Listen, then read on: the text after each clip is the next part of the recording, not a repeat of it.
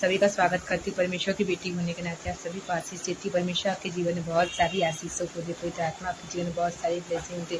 परमेश्वर की परिपूर्ण व्यवस्था। उत्पत्ति 1 अध्याय 29। फिर परमेश्वर ने उनसे कहा, सुनो, जितने बीज बोने वाले छोटे छोटे पेड़ सारी पृथ्वी के ऊपर हैं, जो जितने वृक्षों में बीज बोने वाले होते हैं, वे सब में से तुमको दिए हैं, वे तुम्हारे भोजन के लिए हैं। परमेश्वर हमारी आवश्यकताओं का प्रदाता है। इस वचन से हम ये देखते हैं कि जैसे कि परमेश्वर ने मनुष्य की सृष्टि की है, उसने उसके भोजन और भरण पोषण का प्रबंध पहले से ही कर दिया है। यहोवा यिरे परमेश्वर जो प्रबंधक करता है। उत्पत्ति 22 अध्याय 14।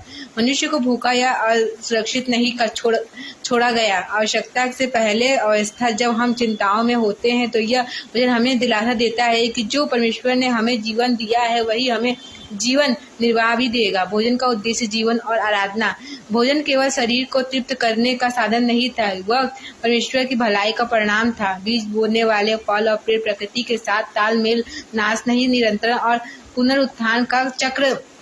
यह व्यवस्था संतुलन और पर्यावरण प्रेमी जीवन शैली की ओर इशारा करती है। विचार करें, क्या हम परमेश्वर की दी हुई प्राकृतिक आशीषों को जो संजोए हैं या नष्ट कर रहे हैं? परमेश्वर की योजना में सहभागिता।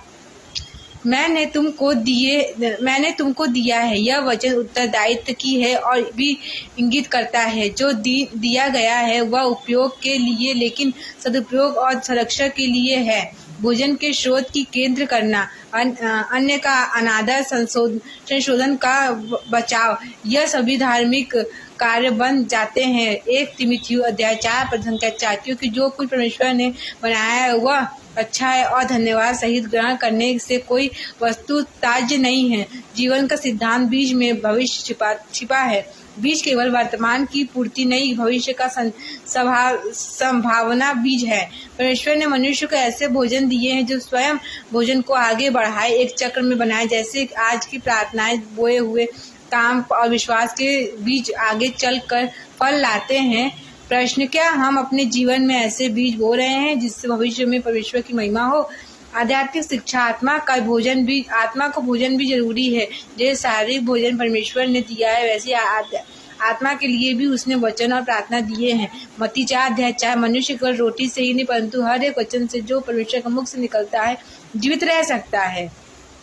कृतज्ञ बने। भोजन, जल, फल और हर बीज चीजों को धन्यवाद दे साथ ग्रहण करें। पर्यावरण की देखभाल करें। परमेश्वर की रचना को नुकसान न पहुंचाएं। अन्य का सम्मान करें। भोजन को फेंकने से बजाय जरूरतमंदों तक पहुंचाएं। आध्यात्मिक भोजन न भूलें। हर दिन वचन पढ़ना, प्रार्थना करना भी उतना ही आवश्यक है। उत्पत्ति 1 अध्याय 29 हमें यह याद दिलाता है कि हमारा परमेश्वर एक परिपूर्ण योजनाकार है। उसने न केवल हमें जीवन दिया, बल्कि उस जीवन में लिए आवश्यक हर चीजें भी प्रदान की है। हमें उस व्यवस्था में चलने हुए उसकी भलाई को पहचानना, उसकी दी हुई चीजों को संभाल कर रखना और उसके प्रति कृतज्ञ रहना चाहिए। हे परमेश्वर, तूने हमारे जीवन का प्रदाता है। तूने जो कुछ हमें दिया है, हम उसके लिए धन्यवाद करते हैं। हमें बुद्धि और नम्रता दी है। हम तेरी सृष्टि को आदर पूर्वक प्रयोग कर रहे हैं और आध्यात्मिक रूप से भी तेरे वचनों से तृप्त हो। ईश्वर के नाम में प्रार्थना करते हैं, आमीन। परमेश्वर आप सभी को बहुत आशीष दे।